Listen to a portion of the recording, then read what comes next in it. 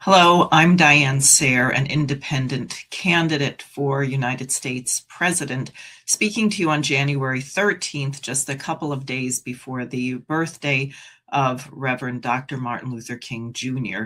And I simply could not let go by the fact that our Department of Homeland Security Chief Kristie Noem used this when speaking at a press conference in New York City at the World Trade Center the day after the killing of Renee Good by an ICE officer in Minnesota. She was not speaking on that topic, but nonetheless, read the placard, "One of ours, all of yours."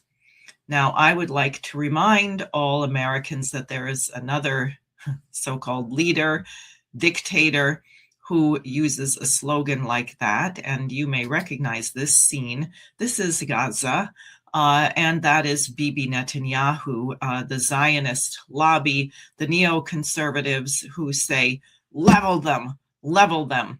It doesn't matter if it's a 2-year-old infant. It doesn't matter if the majority of the people in Gaza were not, in fact, almost all of them were not involved in the October 7th attack on Israel. The whole place has to suffer. I remember hearing this after the 9/11 attacks where people would say, kill them all, kill. What does that even mean?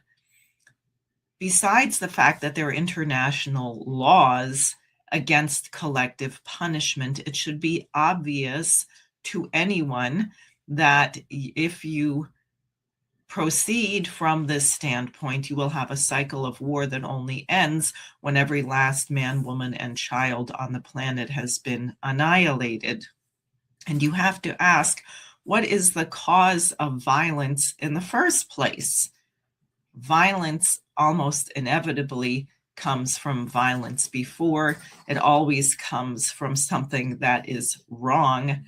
It is never actually necessary. Even the violence of World War II to defeat Adolf Hitler, which was probably our last justified war, that whole war could have been avoided had not Montague Norman of the Bank of England, Prescott Bush, Brown Brothers Harriman scraped the Nazi party off the ground and put it together again, including with Adolf Hitler, so that Germany could have a war with Russia, which was the British dream, destroy them both. Now, the United States has a very different legacy, and this year being the 250th anniversary of the Declaration of Independence, everyone, I hope, will be studying the writings of the founding fathers. One person who is not typically considered a founding father because of when he was born, nonetheless should be among them, and that is Martin Luther King Jr., who is seen here speaking at the March on Washington. You can see he chose Washington. He's at the Lincoln Memorial. He's facing the Washington Memorial. He was a strong Christian leader who followed in the footsteps of Christ, including having his own life taken unjustly. And he also was a very strong American patriot. Like Frederick Douglass, he understood that the U.S. Constitution and the Declaration of Independence were not in support of slavery, that you could not possibly construe the words, the equality of every single human being, to be in support of slavery. But at the time, unfortunately, although the framers of these documents tried to exclude slavery, they couldn't get them passed, but people believed that slavery would end. But that's not what the United States means, just as John Quincy Adams understood that the signing and Declaration of Independence removed with one stroke the idea of any government based on conquest. So these are my thoughts of the day. The United States must never become a tyrannical power.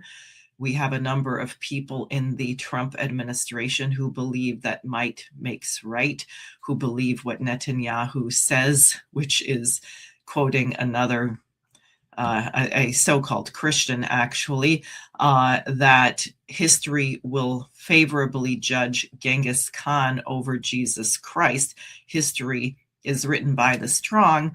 Well, as everyone knows, that is patently not true. There are billions of people today who remember and worship Jesus Christ. And I don't know, perhaps someone out there knows somebody who is following and worshiping Genghis Khan. You can ask your neighbor if they even know when his birthday was.